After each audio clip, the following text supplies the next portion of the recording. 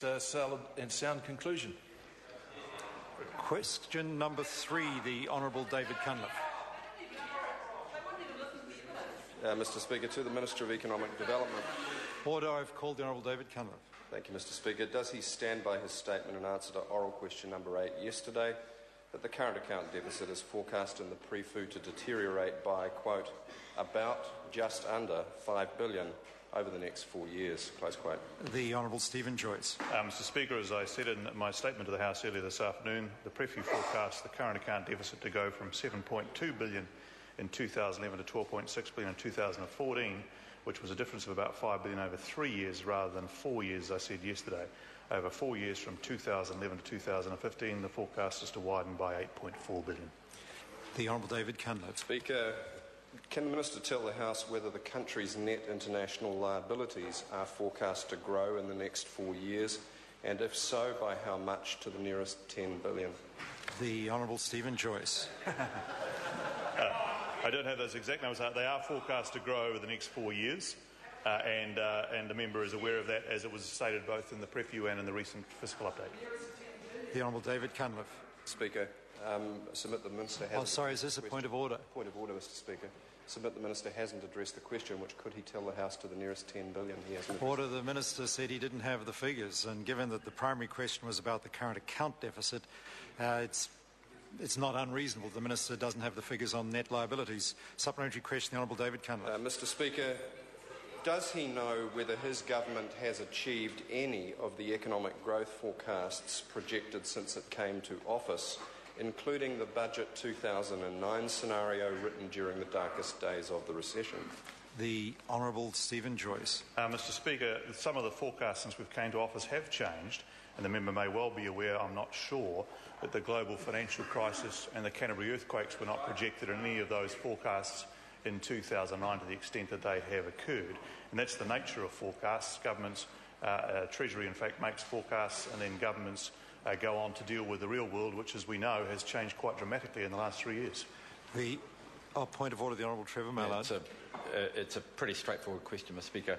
It was, has the government met any of its forecasts? The fact that forecasts have changed was not the question. The fact that circumstances has changed was not the question. Has the government met any of its forecasts, including, I think, the one that was made at the depth of the recession? Well, if the Minister could assist with the Minister could assist with that, because the question did specifically ask that. The Honourable Stephen Joyce. Mr Speaker, I did answer it. I was asked whether the forecasts had changed, and I said yes, and I went on to give some reasons. Well, if there's a dispute over what the question was, I'll invite the Honourable David Cunliffe to repeat his question. Thank you, Mr Speaker. To repeat the question, has the government achieved any of the economic growth forecasts projected in any of the official forecasts since it came to office, including the Budget 2009 scenario written during the darkest days of the recession? The Honourable Stephen Joyce. Mr Speaker, my response is the same, and that is that the forecasts have changed and the reality has changed, and that's what happens when you go from forecast to reality, given the level of changes, including the nature and ongoing uncertainties associated with the global financial crisis, and also the fact of the Canterbury earthquake, which occurred after the forecast that the member mentions. Point of order, the Honourable Trevor Mallard.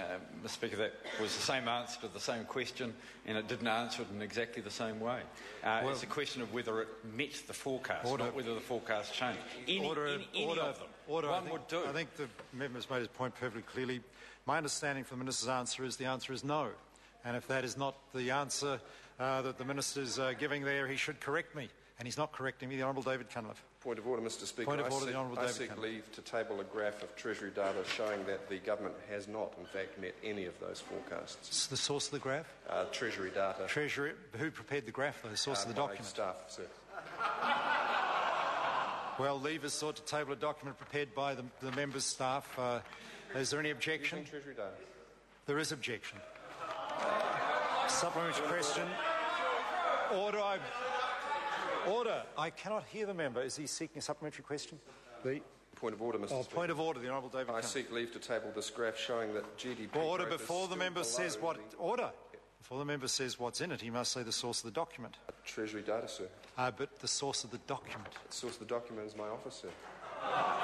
Treasury data, sir. Okay, the member, the source of the document is established. The member's staff, he may seek leave. I seek leave to table this table, which shows that the Canterbury Order. No, the member was must. responsible for only a quarter of the loss. Order. The member must establish the source of the The document. source, sir, is the Parliamentary Library. The member may proceed. So this data here shows that only 26% of the loss or the variance of those forecasts could be attributed to the earthquake, not 100%, as said yesterday by the Minister. Leavers sought to table that document prepared by the Parliamentary Library. Is there any objection? Well, we should deal with this first. Whether Well, I just have an objection on the way that was described, because it's not Well, we what can I deal with actually that. said yesterday. Well, leavers sought to table the document, then I'll deal with is there any objection to the document being tabled? There is objection. Now, the member had a point of order. The Honourable Stephen Joyce. It was just to clarify that the description of the member of what I said yesterday was incorrect. Order. That's not a point of order. But of course, in seeking leave to table, the problem arose because in seeking leave to table the document, the member went on to express a view about the relationship of what the document said and what some of the members said. Now, that is not in order when seeking leave to table a document. The leave should be sought describing simply with the source of the document and what the document is, not whether or not it's consistent with what anyone else said. That's why we've got into this trouble. Does the member have is this a further point of order? The Honourable David Cunliffe. I seek leave to table the Hansard of question 8. Order. We don't do that. The member will resume his seat. Order. Does the member now have a supplementary question? I'm very grateful. The Honourable David Cunliffe. Point of order, Mr. Speaker. Point of order, the Honourable David Cunliffe. May I inquire of the Speaker if it's customary for him to express his gratitude for supplementary questions? Order. The member will resume his seat right now, and if he wishes to ask his supplementary question, he'll cease trifling with the chair. He's been using a process of seeking leave to table documents, a perfectly valid process, when he knows that some of the documents you're seeking to table are not valid documents for which leave can be sought. And then he went on, when describing a document, to make comment about another member of the House, which again is outside the standing orders. And I'm just asking the member to be reasonable and please just ask his supplementary question. Question, Mr. The Honourable Speaker. David Cunliffe. To the Minister of Economic Development. Does he know what the benefit-cost ratio of allowing Sky City Casino to operate 350 to 500 extra pokie machines would be? And if so, what is it? How on earth does that relate to the primary question? If I've missed the point, I'll give the member the chance to explain to me. The explanation is very simple, sir, that if there is a net economic benefit, for example, from incoming tourism, then that would contribute to an increase in the current account. I think that's a long way from this primary question. Point of order, the Honourable Trevor Mallard. Mr. Speaker, this casino project was a major feature of the government's pre-election promises, sir, and its economic delivery. Order. I've heard sufficient. All sorts of things were major features of many parties' pre-election promises. This question asked about whether the member stood by his statement in answer to oral question number 8 yesterday about the current account deficit forecast in the PREFU and how much it was going to deteriorate. A very specific question, and the supplementaries should relate to that. And that one clearly didn't. Well, I've actually ruled it out, so I'm not sure what the point of order is. Well, I'm going to ask you to take some time afterwards to reconsider whether a major economic project can or cannot make a difference to the current account deficit. We work on the basis, Sue, that major projects are meant to help with that deficit. You, Sue, might have a different basis.